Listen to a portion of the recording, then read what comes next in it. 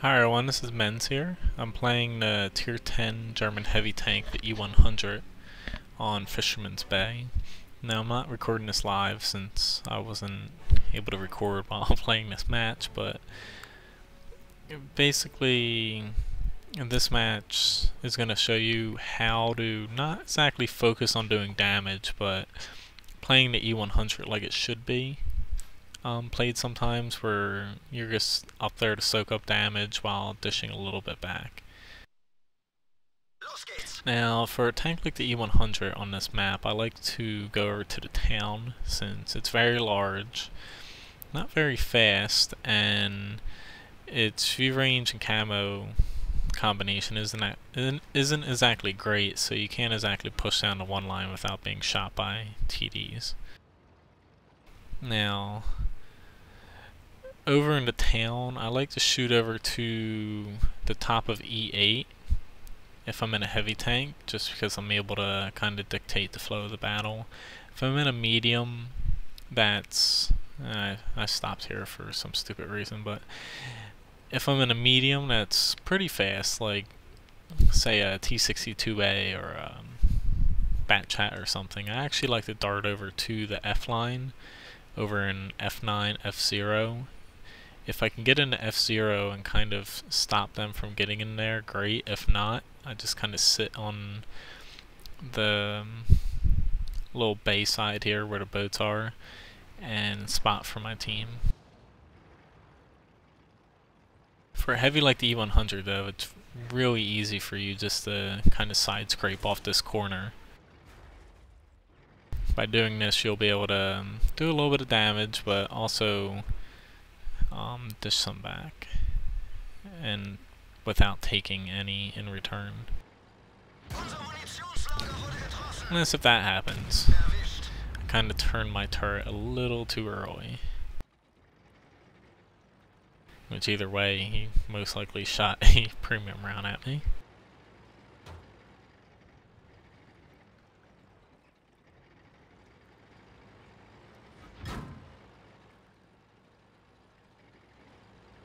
Now you do have to be a little wary. As you see here, I'm being plinked by a few light tanks.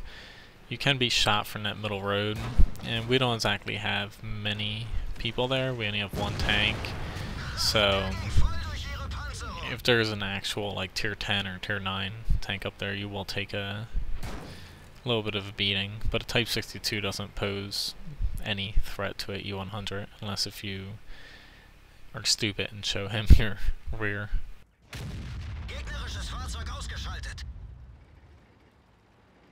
Now the E-100 currently is one of the best tier 10s in my opinion, even when compared to TD, since the only thing it really lacks is its AP penetration. You pretty much have to use heat with it, and a little bit of mobility, but the mobility is not that bad for what you gain in return.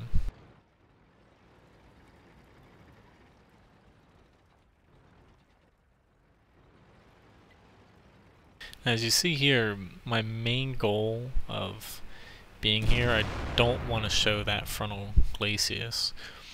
Since the heat rounds have been changed, you actually kind of want to over angle per se, since a lot of people firing heat rounds will hit this side armor, and it's almost all space armor except for the little angled strip right below the turret, but that's pretty strong. So if it hits any of the space armor, it's going to soak it up.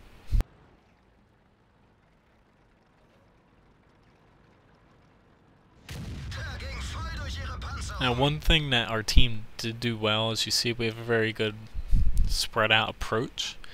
Now we have a few useless people sitting back in like B7, A7, but you'll see that the enemy team has devoted the majority of their tier 10 tanks over to the town here without actually pushing. So pretty much their tier 10s just sit there and do nothing for most of the match. It's like even if there's multiple tier 10s, you still want to put yourself in the front lines. If you're TD, you can kind of hang back in certain situations, but overall you still want to be up there. Now here, I was trying to get those people back in the 7 line to move over to the 9-0 line to help me with this E-100, since he was doing a pretty good job at angling. I'm just flinging HE at him here, just to do a bit of damage and get him out of that spot.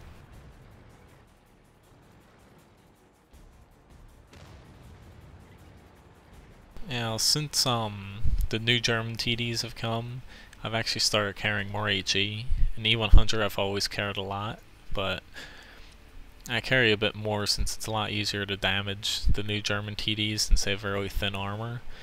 And also HE, I don't just use it to get people out of capping and to reset it. I basically use it as a deterrent instead of aiming at some tough piece of armor that I don't know if I'll penetrate. I'll just quickly fling a HE shell at them, do 100 or more damage, and it'll get them to move.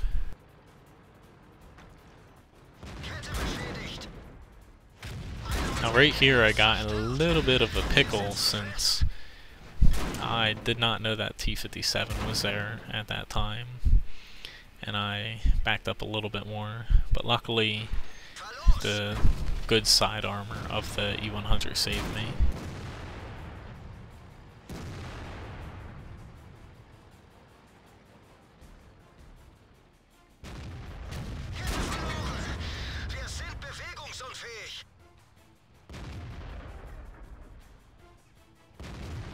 Now this poor T-30, he had the right idea of starting to push up, but his tier 10s behind him are just being kind of useless.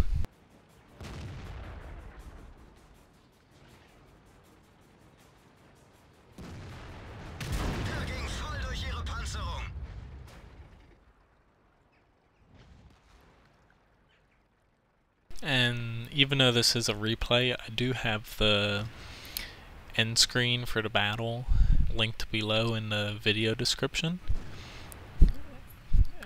Basically I soaked up a little over 8,000 damage, I believe, and I did around 3,000 damage and spotted for a few more thousand. So it just goes to show you, even if you're not lighting up the scoreboard with like 6,000 damage, you can be a real asset to your team just being a brick per se and just soaking up damage and holding the enemy team further back, letting your team move around the map more and get better shots off.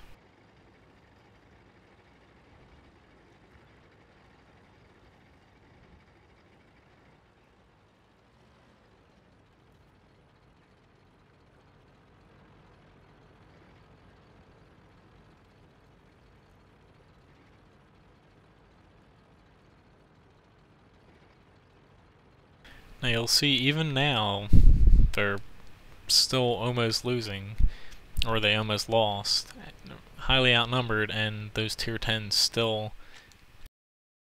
still have not moved to actually help anybody. It's kind of surprising, because you would think that they would try to do something, but instead they're just sitting in their little 9-0 line being useless.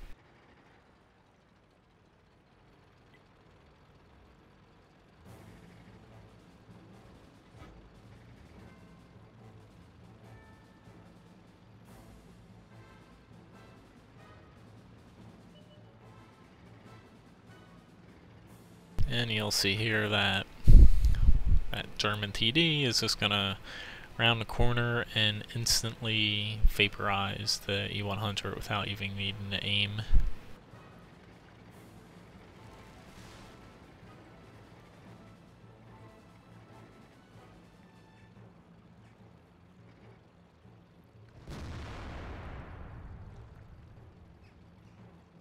So overall, a pretty good game. Thanks for watching my video. Please subscribe to my YouTube channel and also check out my website wotguru.com.